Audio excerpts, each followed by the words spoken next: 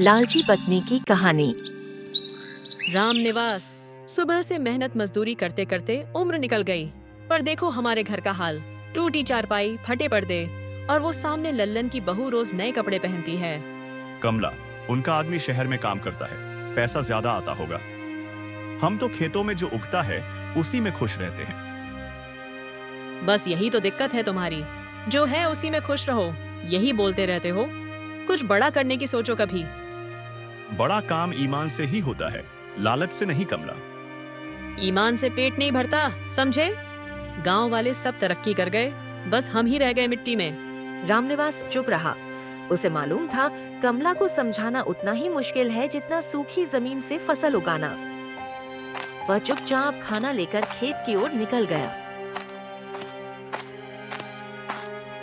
रामनिवास का दोस्त मोती आज पहले से ही खेत में था। अरे, तुम तो रोज जल्दी आ जाते हो, आज इतनी देर कैसे हो गई? सब ठीक तो है ना?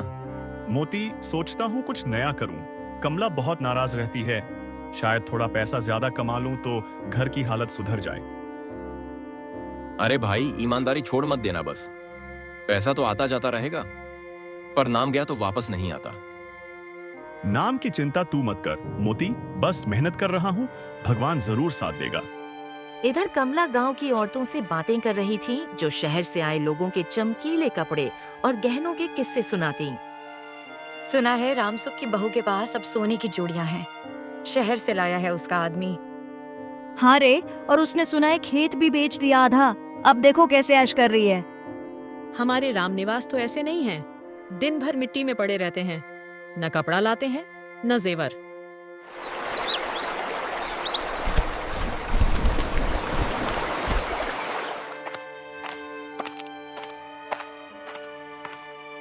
शाम को जब रामनिवास घर आया तब कमला बोली, सुनिए जी, मैंने सोचा है अगले हफ्ते शहर चलो, वहाँ काम ज्यादा मिलेगा, पैसा भी।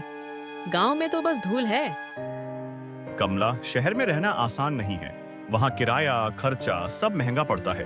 हम संभाल लेंगे सब, मैं भी काम कर लूंगी, तुम बस हाँ कह दो। ठीक है, अगर तेरा यही मन है तो चलेंगे।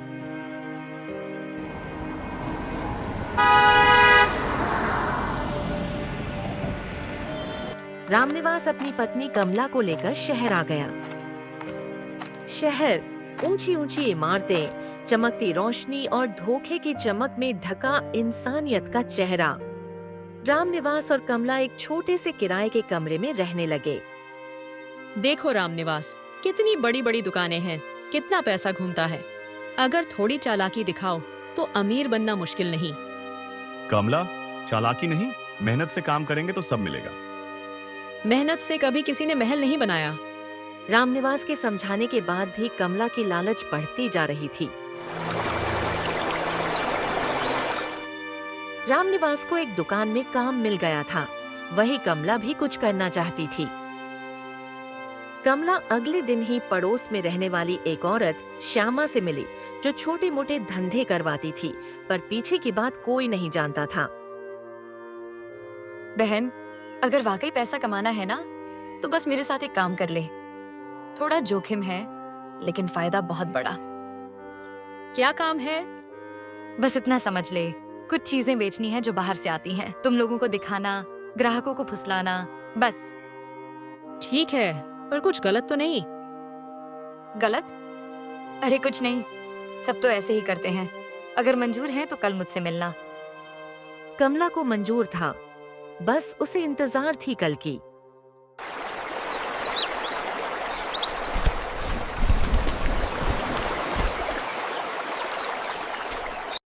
Subscribe for next part.